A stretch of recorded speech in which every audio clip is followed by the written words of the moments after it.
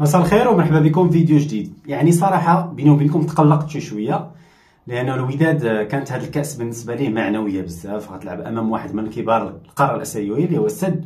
سيطرتي على المباراه خاصه في الشوط الاول، كان ممكن انت اللي تربح، كنتي تستاهل. للاسف صراحه انا تقلقت شويه رغم انها مباراه وديه، لانه الوداد الرياضي تنحس بحال ما تاع الحظ ما بقاش معاه. الحظ يلعب دور كبير في كره القدم، واليوم الوداد الرياضي غنتكلم على المشكله اللي لاحظتها انا هنا في الوداد، اللي كنتمنى ان المدرب يخدم عليها مستقبلا. لكن في البدايه نبداو بالايجابيات. الايجابيه الاولى هو ان الوداد ولينا كنحسوا به كينفتح على مباريات وديه، على عكس عهد الناصري ولا كما كنقولوا تيخلق علاقات. انت دابا مع السد القطري كنعتقد فكره زوينه انك تلعب مع الناس هادو حول كاس اللي هو مهم في التاريخ ديالهم. ولهذا كنعتقد الفكره ايضا باش تدخل بداك الوشاح الفلسطيني، وهذا ايضا كتعطي واحد الرساله. بالنسبه لي اداره الوداد الرياضي على المستوى التسويقي نجحات احسن من اداره سعيد ناصري في هذا الجانب هذا، لانه الوداد كان محتاج لهذا الجانب هذا. على المستوى الرياضي فالوداد الرياضي شفنا الصفقات الجديده، واعتقد ان الايجابيات كثيره، واي ودادي راه شافهم.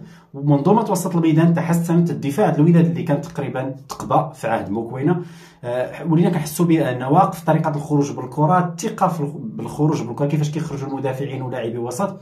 كنعتقد هذه كلها من علامات تاع بن هاشم في الفرقه. وبن هاشم قالها شحال من مره، انا بغيت اللاعبين يزعموا، ماشي مشكل في الكره، المهم انه نحاولوا نخرجوا الكره من التحت نحو وسط الميدان ثم الى الهجوم. هذا الشيء اللي نجح فيه او نجحت فيه منظومه بن هاشم. شفنا ايضا الاسماء الجديده خاصه عبد الغفور لاميرات، اللي كنعتقد انه خلى واحد الاثار ايجابي. اليوم شفنا كاستور تيقدر يريكوبيري لا تيقدر عنده ديك كما كنقولوا النفس، تيمشي تيتقاتل تيشد الكره، ترتكبوا ضده اخطاء تيطيح وتيحاول يلقى حلول، وبالتالي حتى في الحالة بغي فقد الكره فهو تيصيد خطا كما كنقولوا. هذا البروفيل هذا كنعتقد الوداد الرياضي ما كانش غادي تجيبو، كان غيمشي الرجاء كما كتعرفوا القصه. جا الوداد الرياضي، فاعتقد ان الوداد كانت محتاجه. انا ما كنعرفش كيفاش الوداد ما فكراتش في عبد الغفور لاميرات اصلا قبل ما يمشي الرجاء.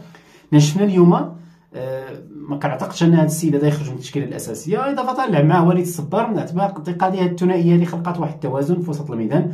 قدرنا نشدوا الكره، قدرنا نستحوذوا على وسط الميدان. تقريبا السد في الشوط الاول ما خلقش فرص، والوداد كانت صراحه شاده الكره وكتهاجم وخلقت فرص كثيره. وحتى على المستوى الدفاعي ولينا نحسوا بالامان، لانه اولا عندك وسط ميدان مزيان تيعاون الدفاع، وحتى المدافعين اليوم لا ابو الفتح لا الهولندي بارت حتى هما داروا مباراه اللي مزيانه. لكن الوداد المشكله ديالو اللي بات من خلال هذه المباراه ديالو اللي بغيت نتكلم عليها بالاساس، لان حنا الهدف ديالنا هو الاصلاح باش نكونوا واجدين ان شاء الله للدوري، بدايه الدوري، المسابقه الافريقيه والكاس العرش. بالنسبه لي انا النقطه السلبيه الكبيره بزاف اللي الوداد كيعاني منها هذه مده، وهي ترجمه الفرص الى اهداف. حتى مع في عهد موكوينه الوداد ولا قليل الفعاليه، على عكس الوداد تاع السنوات الماضيه كان تقريبا تيوصل بفرص قليله وتيسجل اهداف كثيره.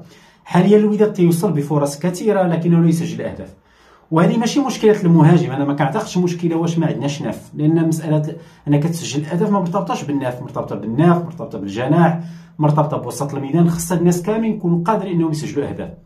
وبالنسبه لي انا كنحس بان المنظومه الهجوميه ديال الوداد الرياضي خاصها تحسن في هذا المجال هذا.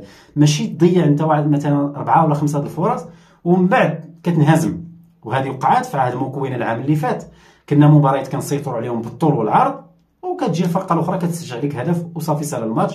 كنتفكروا مباراه المغرب فاسي في بدايه الدوري في العام اللي فات، نفس الشيء. موكوين هاجم ثم في النهايه تلقى هدفا تقريبا حسم المباراه بالنسبه للمغرب فاسي. وبزاف ديال المباريات كان موكوين مسيطر على الملعب، مسيطر وكيخلق الفرص، ثم في النهايه كنتلقاو اهداف ساذجه وما كنقدروش نترجموا الفرص الى اهداف. وبالنسبه لي انا خاص بن هاشم يخدم على النقطه. ما يمكنش الوداد اللي كنعرفوها بلا دي ان ديالها تقدر تحول فرص، يعني نصف فرصه بل ربع فرصه كانت كتحولها الوداد في افريقيا، خاصه في دوري ابطال افريقيا كانت كتحولها الى اهداف. كنتفكروا كامل اهداف الكرتي ولا بن شرقي في الاهلي، هاد الاهداف هادو جاو من نصف فرصه. كانت الاهلي كتسيطر على المباراه، ومع ذلك الوداد بالهويه ديالو كان كيقدر انه يترجم الفرص. وبالنسبه لي انا الوداد محتاج ماشي ناف، ولا محتاج ناف اذا كان ناف سي با غراف، ولكن ماشي المشكل في الناف. انا بالنسبه لي انا خاص حلول هجوميه، لان الفرصه ديال عزيزكي بديك الطريقه ولا حتى مرابط كان ممكن هو اللي يسجلها وعطاها لعزيزكي، حتى هو ضيع الكره. وكانوا فرص كثيره اللي كانوا الوداد ممكن تحولهم الى اهداف،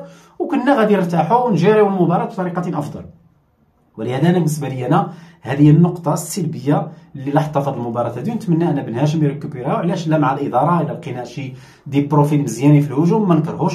ايضا هذه المشكله شكون اللي كيساهم فيها؟ وهو ضعف في الاظهره. مش التحول اليوم، لكن على المستوى ديال اليمنى ما شفناش سعود محتول اللي ماشي البوست ديالو، ماشي شي واحد اللي هو دري باقي صغير، وانا بالنسبه لي غادي نعذرو. بوست ديال الظهير الايمن رغم انه كاين مفيد مع المنتخب الوطني، لكن هاد لي بوست هادو الاظهره كيعاونوا باش يكون عندك زيادات هجوميه، باش تقدر تكون عندك فعاليه هجوميه.